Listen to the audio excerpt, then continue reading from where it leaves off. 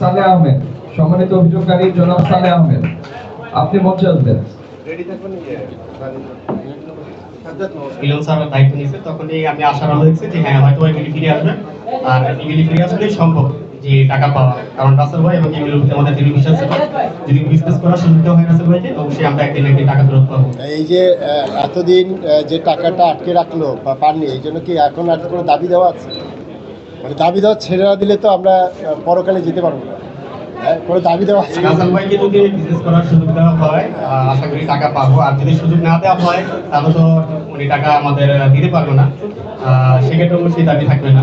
আর যদি বিজনেস করার সুযোগ দেওয়া হয়, তাহলে অবশ্যই রাসেল ভাই আমাদের টাকা দিবে, এতটুকু বিশ্বাস আছে এগুলির প্রতি রাসেল ভাই।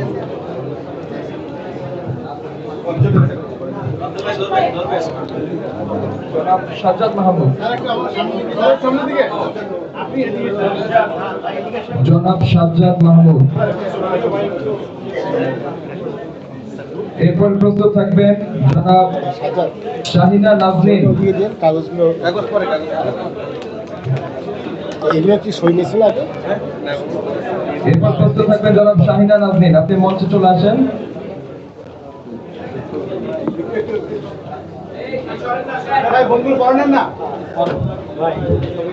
ঠিক আছে, নেক্সট কে আছে?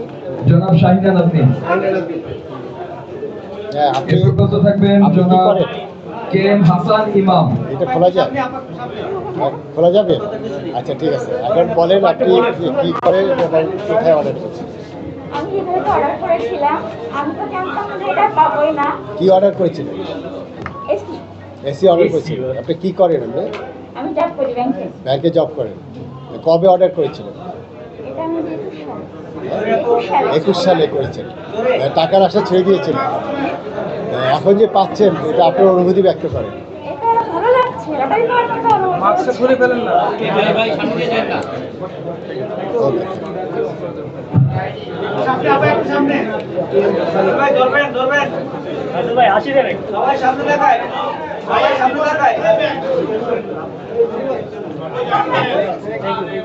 ঠিক আছে, থ্যাংক ইউ।